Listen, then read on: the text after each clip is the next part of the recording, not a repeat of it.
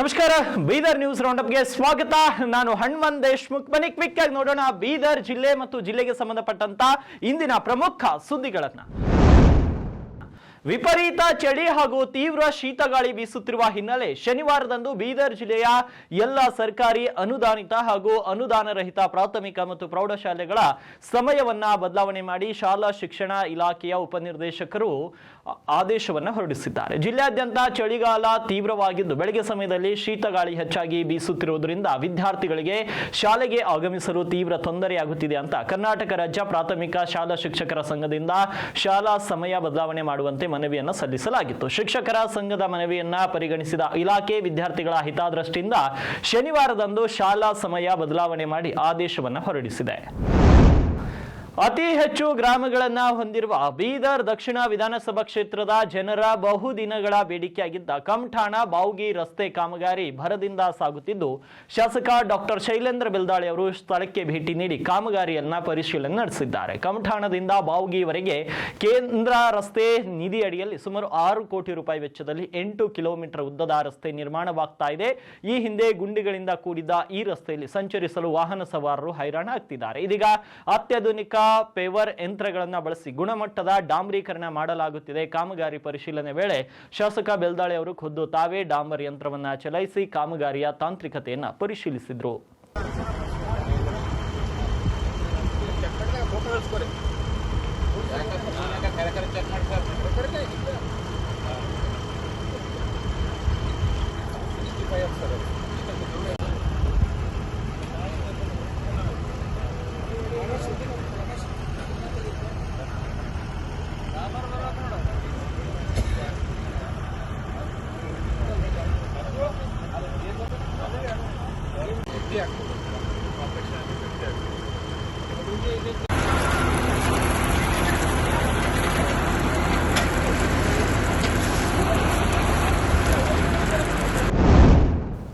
ಬೀದರ್ ಜಿಲ್ಲೆಯ ಬಸವ ಕಲ್ಯಾಣ ತಾಲೂಕಿನಲ್ಲಿ ಪಾಂಡರ್ಗೇರಾ ಗ್ರಾಮದ ಜಮೀನುಗಳಲ್ಲಿ ರಾಜಾರೋಷವಾಗಿ ಭಾರೀ ಕೆಂಪು ಕಲ್ಲು ಗಣಿಗಾರಿಕೆ ಮಾಡುತ್ತಿರುವ ಘಟನೆ ತಿಳಿದು ಬಂದಿದೆ. ಒಂದೇ ಗ್ರಾಮದ ಹೊಲದ ಶಿವಾರ್ನಲ್ಲಿ 3 ಕಡೆ ಕೆಂಪು ಕಲ್ಲು ಗಣಿಗಾರಿಕೆ ನಡೆಯುತ್ತಿದ್ದು ಗಣಿಗಾರಿಕೆಯಿಂದ ರಸ್ತೆಗಳು ಹಾಗೂ ಪರಿಸರ ಹದಗೆಡುತ್ತಿದೆ. ಇನ್ನು ಸುಮಾರು ವರ್ಷಗಳಿಂದ ಕೆಂಪು ಕಲ್ಲು ಗಣಿಗಾರಿಕೆ ನಡೆದರೂ ಕೂಡ ಅಧಿಕಾರಿಗಳು ಕಣ್ಮುಚ್ಚಿ ಕುಳಿತಿದ್ದಾರೆ. ಇನ್ನು ಅಕ್ರಮ ಕೆಂಪು ಕಲ್ಲು ಗಣಿಗಾರಿಕೆ ಮಾಡಲು ಅಧಿಕಾರಿಗಳೇ ಸಾಥ್ ನೀಡುತ್ತಿದ್ದಾರೆ ಎನ್ನುವ ಅನುಮಾನಗಳು ಕೂಡ ಹೆಚ್ಚಾಗಿವೆ. ಕೆಂಪು ಕಲ್ಲುಗಳನ್ನು ಲಾರಿ ಟ್ರ್ಯಾಕ್ಟರ್ಗಳಿಂದ ತುಂಬಿ ಕಳಿಸುತ್ತಿರುವ ಭೂಗಳ್ಳರ ವಿರುದ್ಧ ದೂರು ನೀಡಲು ಹಲವಾರು ಬಾರಿ ಭೂಗಣಿ ಇಲಾಖೆ ಅಧಿಕಾರಿಗಳಿಗೆ ಕರೆ ಮಾಡಿದರೂ ಕೂಡ ಕರೆ ಸ್ವೀಕರಿಸುತ್ತಿಲ್ಲ ಅಂತ ಸ್ಥಳೀಯರು ಆರೋಪವನ್ನ ಮಾಡಿದ್ದಾರೆ.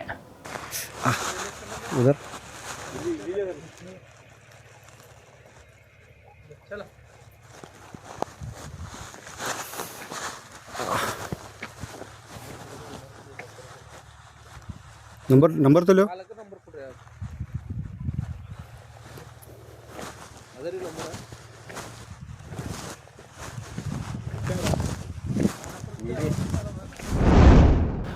ಬೈದರ್ ನಗರದ ಬೊಮ್ಮಗಂಡೇಶ್ವರ ವೃತ್ತದ ಬಳಿ ಸಾರ್ವಜನಿಕರ ಬಳಕೆಗೆ ದೂರವಾದ ಬಸ್ ನಿಲ್ದಾಣ ಸುಮಾರು 7 ಲಕ್ಷ ರೂಪಾಯಿ ಅನುದಾನದಲ್ಲಿ ನಿರ್ಮಾಣಗೊಂಡಿದ್ರೂ ಕೂಡ ಈಗ ಬಸ್ ನಿಲ್ದಾಣ ಸಂಪೂರ್ಣವಾಗಿ ಸಾರ್ವಜನಿಕರ ಬಳಕೆಗೆ ಬಾರದಂತಾಗಿದೆ. ನಿರುಪಯುಕ್ತ ಸ್ಥಿತಿಯಲ್ಲಿ ಕಲ್ಯಾಣ ಕರ್ನಾಟಕ ಅಭಿವೃದ್ಧಿ ನಿಗಮದಿಂದ ನಿರ್ಮಾಣಗೊಂಡ ಬಸ್ ನಿಲ್ದಾಣ ತುಂಬೆಲ್ಲ ಧೂಳು ಆವರಿಸಿದೆ.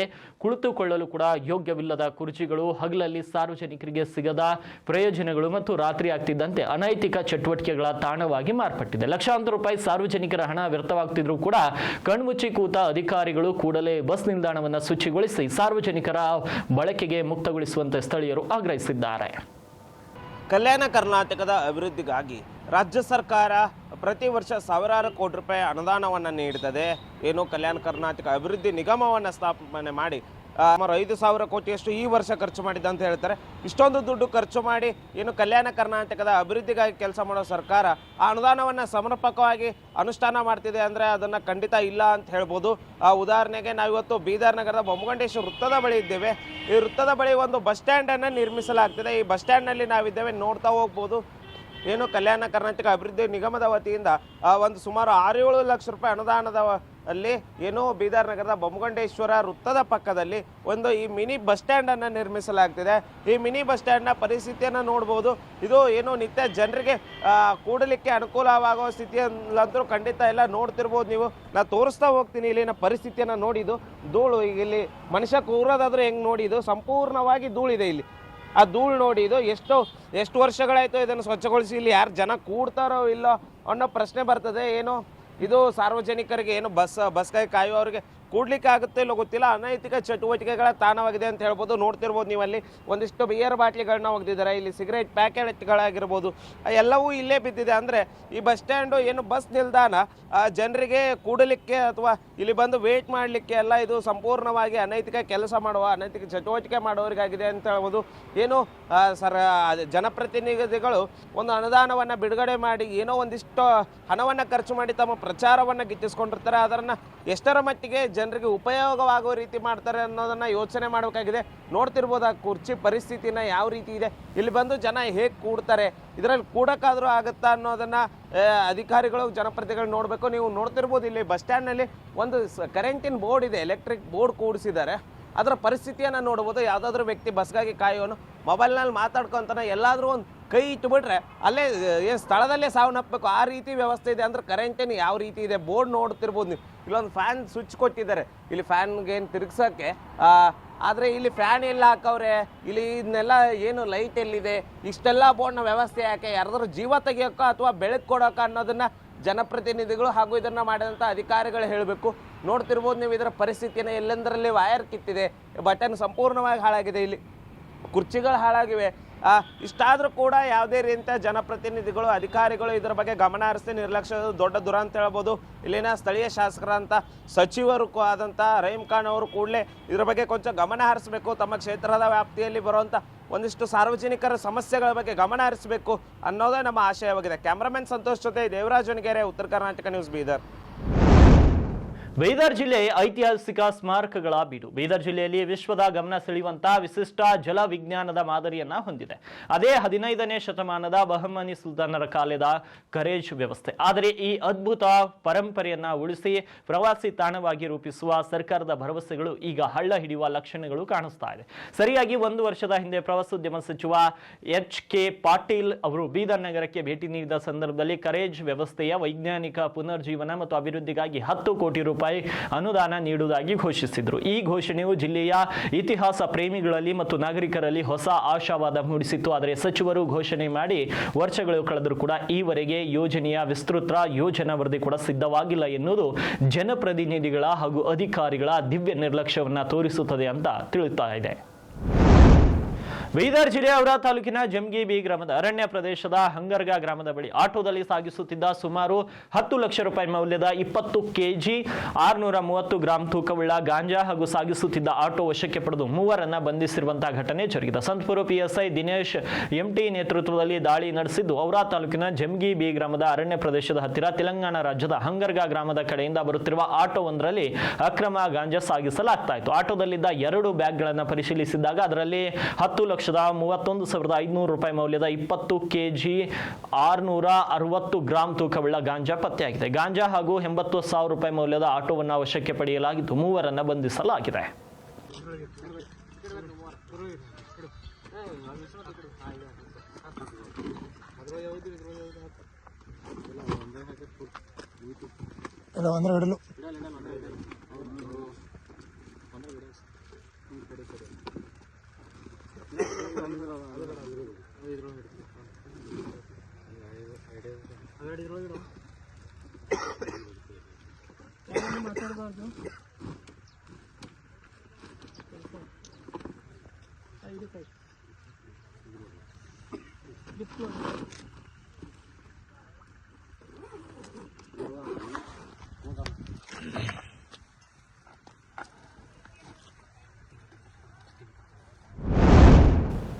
ವಿಶ್ವಗುರು ಬಸವಣ್ಣನವರ ಹೆಸರಿನಲ್ಲಿ ಸಿಲಿಕಾನ್ ಸಿಟಿ ಬೆಂಗಳೂರಿನಲ್ಲಿ ಅಭಿವೃದ್ಧಿಪಡಿಸಲಾಗುತ್ತಿರುವಂತಹ ವಿಶ್ವಗುರು ಬಸವಣ್ಣ ಜೀವ ವೈವಿಧ್ಯ ಉದ್ಯಾನ ಯೋಜನೆಗೆ ಲಿಂಗಾಯತ ಮಠಾಧಿಪತಿಗಳ ಒಕ್ಕೂಟದ ಅಧ್ಯಕ್ಷರಾದ ಪೂಜ್ಯ ಶ್ರೀ ನಾಡೋಜ ಡಾಕ್ಟರ್ ಬಸವಲಿಂಗ ಪಟ್ಟದೇವರು ಸಂತಸವನ್ನು ವ್ಯಕ್ತಪಡಿಸಿದ್ದಾರೆ. ವಿಶ್ವಗುರು ಬಸವಣ್ಣನವರು 12ನೇ ಶತಮಾನದಲ್ಲಿ ಅನುಭವ ಮಂಟಪವನ್ನು ಸ್ಥಾಪಿಸುವ ಮೂಲಕ ಜಗತ್ತಿಗೆ ಪ್ರಪ್ರಥಮವಾಗಿ ಸಂಸತ್ತಿನ ಕಲ್ಪನೆಯನ್ನ ನೀಡಿದ ಮಹಾನ್ ಚಿಂತಕರಾಗಿದ್ದಾರೆ. ಅಂದಿನ ಕಾಲದಲ್ಲಿ ತುಳಿತಕ್ಕೆ ಒಳಗಾಗಿದ್ದ ವಿವಿಧ ಸಮುದಾಯಗಳ ಕಾಯಕ ಜೀವಿಗಳು ಸುಮಾರು 770 ಪ್ರತಿನಿಧಿಗಳು ಅನುಭವ ಮಂಟಪದ ನಿರ್ಣಯಗಳಲ್ಲಿ ಪಾಲ್ಗೊಳ್ತಾ ಇದ್ರು. ಪ್ರತಿನಿತ್ಯ ನಡೆಯುತ್ತಿದ್ದ ಅನುಭವಗಳ ಮೂಲಕ ವಚನ ಸಾಹಿತ್ಯ ಉದ್ಭವಿಸಿದ್ದು ಅದು ಇಂದು ಕೂಡ ಸಕಲ ಜೀವಾತ್ಮರ ಕಲ್ಯಾಣವನ್ನ ಬಯಸುವ ವೈಶಿಷ್ಟ್ಯ ಸಾಹಿತ್ಯವಾಗಿ ಪರಿಗಣಿಸಲಾಗಿದೆ. ಈ ಹಿನ್ನೆಲೆ ಅವರ ಹೆಸರಿನಲ್ಲಿ ಉದ್ಯಾನವನ್ನ ನಿರ್ಮಿಸುತ್ತಿರುವುದು ಹರ್ಷ ತಂದಿದೆ ಅಂತ ಶ್ರೀಗಳು ತಿಳಿಸಿದ್ದಾರೆ.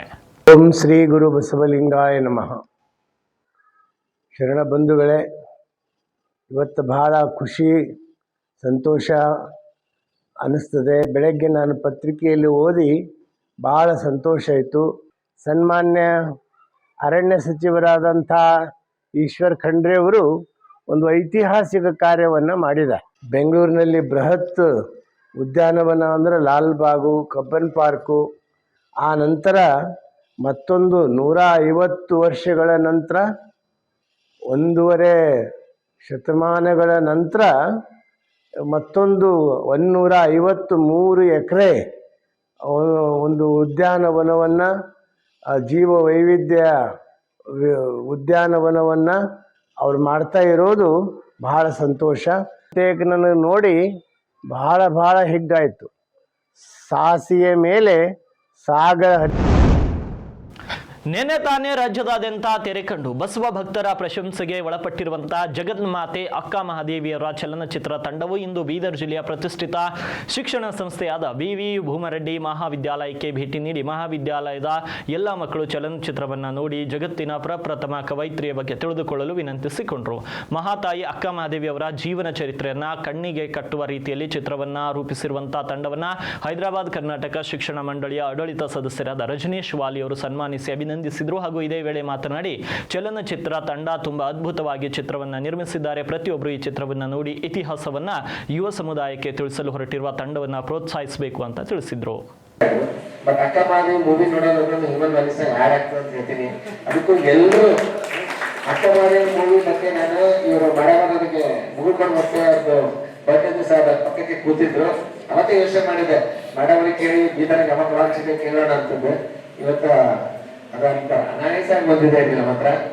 ಅದಕ್ಕೆ ಎಲ್ಲರೂ ಈ ಮೂವಿ ನೋಡಿ. ಇವತ್ತು ಹ್ಯೂಮನ್ ವ್ಯಾಲ್ಯೂಸ್ ಬಗ್ಗೆ ಸ್ಪೀಚ್ ಕೊಡ್ತಾರೆ. 100% ಈ ಮೂವಿಗೂ ಕನೆಕ್ಟೆಡ್ ಇದೆ. ನೀವು ಇದು ಆಗಿದ್ಮೇಲೆ ಎಲ್ಲರೂ ಇದು ಮೂವಿ ನೋಡ್ಬಿಟ್ಟು ಹ್ಯೂಮನ್ ವ್ಯಾಲ್ಯೂಸ್ ಬಗ್ಗೆ ಅರ್ಥ ಮಾಡ್ಕೊಳ್ಳಿ ನೀವು ಅಂತ ಹೇಳ್ತೇನೆ. ಬೀದರ್ ಜಿಲ್ಲೆಯಲ್ಲಿ ಬೋರ್ವೆಲ್ ಮಾಲೀಕರ ಸಂಘದಿಂದ ಸತತ 3ನೇ ದಿನ ಕೂಡ ಮೌನ ಪ್ರತಿಭಟನೆ ಮಾಡಲಾಗ್ತಾ ಇದೆ. ದಿನಬಳಕೆಯ ವಸ್ತುಗಳು ಹಾಗೂ ಪೆಟ್ರೋಲ್ ಡೀಸೆಲ್ ದರ ನಿರಂತರ ಏರಿಕೆಯಿಂದ ಕಂಗಾಲಾಗಿದ್ದ ಮಾಲೀಕರು ಯುಕ್ರೇನ್ ಯುದ್ಧದ ಪರಿಣಾಮದಿಂದ ಬೋರ್ವೆಲ್ ಕೊರೆಯಲು ಬಳಸುವ ಬಿಡಿ ಭಾಗಗಳ ಬೆಲೆ ಗಗನಕ್ಕೇರಿವೆ. ಯಂತ್ರೋಪಕರಣಗಳ ಆಮದು ವೆಚ್ಚ ದುಬಾರಿಯಾಗಿದೆ. ಸರ್ಕಾರ ಕಳೆದ 10 ವರ್ಷಗಳಿಂದ ಒಂದೇ ದರವನ್ನ ನೀಡ್ತಾ ಇದೆ. ಪ್ರಸ್ತುತ ಸರ್ಕಾರ ಪ್ರತಿ ಮೀಟರ್ಗೆ 364 ರೂಪಾಯಿ ನೀಡ್ತಾ ಇದೆ. ಪ್ರತಿ ಮೀಟರ್ಗೆ ಕೊರೆಯಲು ಸದ್ಯ 450 ರೂಪಾಯಿಗಳವರೆಗೂ ಅಧಿಕ ಖರ್ಚಾಗ್ತಾ ಇದೆ ಎಂದು ತಮ್ಮ ತೋಡಿಕೊಂಡ್ರು. ರಿಗ್ ಅಸೋಸಿಯೇಷನ್ದಿಂದ ಬೀದರ್ ಡಿಸ್ಟಿಕ್ ರಿಗ್ ಅಸೋಸಿಯೇಷನ್ದವ್ರು ಏನು ಮಾಡ್ತಾ ಇದ್ದಾರೆ ಅಂತಂದ್ರೆ ರೇಟ್ ಎಲ್ಲ ಹೆಚ್ಚಿಗೆ ಆಗಿನ ಕಡೆಯಿಂದ ಎಲ್ಲ ಮೆಟಲ್ ರೇಟ್ ಹೆಚ್ಚಾಗಿದೆ. ಗಾಡಿದು ಆಯಿಲು, ಡೀಸೆಲು ಮತ್ತು ಫಿಲ್ಟರು ಏನಾದ್ರು ಗಾಡಿಗೇನು ಸ್ಪೇರ್ಸ್ ಬರ್ತಾವೆ ನೋಡ್ರಿ, ಅವೆಲ್ಲ ರೇಟ್ ಹೆಚ್ಚಿಗೆ ಆಗ್ಯದ. ಹಾಗಾಗಿ ಎಲ್ಲ ಸರ್ಕಾರನೂ ಏನದ ಹಿಂದಿನ 10 ವರ್ಷದಿಂದ ಏನದ ಪೂರಾ ರೇಟು ಅದೇ 365 ರೂಪಾಯಿ ಮೀಟರ್ ಕೊಡ್ತಾಯಿದೆ. ಈಗ ನಮಗೆ ಖರ್ಚು 450 ರೂಪಾಯಿ ತನಕ ಖರ್ಚಾಗ್ತಾಯಿದೆ. ಅಟ್ಲಾಗ ಸರ್ಕಾರಕ್ಕೆ ಮತ್ತು ಈ ಎಲ್ಲರಿಗೇನು ನಮ್ಮದು ರೇಟ್ ಹೆಚ್ಚಿಗೆ ಮಾಡ್ರಿ ಅಂತಂದು ನಾವು ವಿನಂತಿ ಮಾಡ್ತಾಯಿದ್ದೀವಿ ಸರ್. ಅಂದರೆ ಎಷ್ಟು ಮಾಡಬೇಕು ಏನು? ಈ ಪ್ರತಿ ಮೀಟ್ರ್ ಲೆಕ್ಕ ಸರ್ಕಾರದ ಈಗ ಏನದ 365 ಕೊಡ್ತಾಯಿದ್ದೀರಿ. ಈಗ 500 ತನಕ ಮಾಡಿದ್ರೆ ನಮಗೆ ಅದಕ್ಕೆ ವರ್ಕೌಟ್ ಆಗ್ತದೆ ಅಂತ ನಾವು ಸರ್ಕಾರಕ್ಕೆ ವಿನಂತಿ ಮಾಡ್ತಾಯಿದ್ದೀವಿ. ದರ ಪರಿಷ್ಕರಣೆ ಮಾಡಿ ಅದಕ್ಕೆ ಏನದ ಹೆಚ್ಚಿಗೆ ಈಗ ಏನು ಖರ್ಚಾಗ್ತಿದೆ, ಈಗ ಡೀಸೆಲ್ ಅದ, ಲೇಬರ್ ಚಾರ್ಜ್ ಇದೆ, ಮತ್ತು ಗಾಡಿ ಎಲ್ಲ ಐಟಮ್ ಏನದ ಪೂರಾ ನಟ್ ಬೋಲ್ಟ್ ಹಿಡಿದು ಟೈರ್ ಹಿಡಿದು ಎಲ್ಲ ಪೂರಾ ರೇಟ್ ಹೆಚ್ಚಿಗೆ ಆಗಿದೆ. ಈಗ ಅದ್ರ ಕಡೆಯಿಂದ ಈಗ ಅದೇ ಹಳೆ ದರದಲ್ಲಿ ಓಡಿಸ್ಬೇಕಂದ್ರೆ ಪೂರ ಖರ್ಚಕ್ಕಿಂತ ಜಾಸ್ತಿ ನಮ್ಗೆ ನುಕ್ಸಾನ್ ಆಗ್ಲತ್ತದ. ಅದು ಹಾಗಾಗಿ ಹೆಚ್ಚಿನ ರೇಟ್ ಕೊಡ್ಬೇಕಂತ ನಾವು ಸರ್ಕಾರಕ್ಕೆ ಮತ್ತು ಬೀದರ್ ಜನತೆಯಲ್ಲಿ ನಾವು ಕೇಳ್ಕೊಳ್ತಾ ಇದ್ದೀವಿ. ಇವಾಗಿದ್ವು ಬೀದರ್ ಜಿಲ್ಲೆ ಮತ್ತು ಜಿಲ್ಲೆಗೆ ಸಂಬಂಧಪಟ್ಟಂತ ಇಂದಿನ ಪ್ರಮುಖ ಸುದ್ದಿಗಳು. ಮತ್ತೆ ಭೇಟಿಯಾಗ್ತೀನಿ ಬೀದರ್ ನ್ಯೂಸ್ ರೌಂಡ್ ಅಪ್ನಲ್ಲಿ.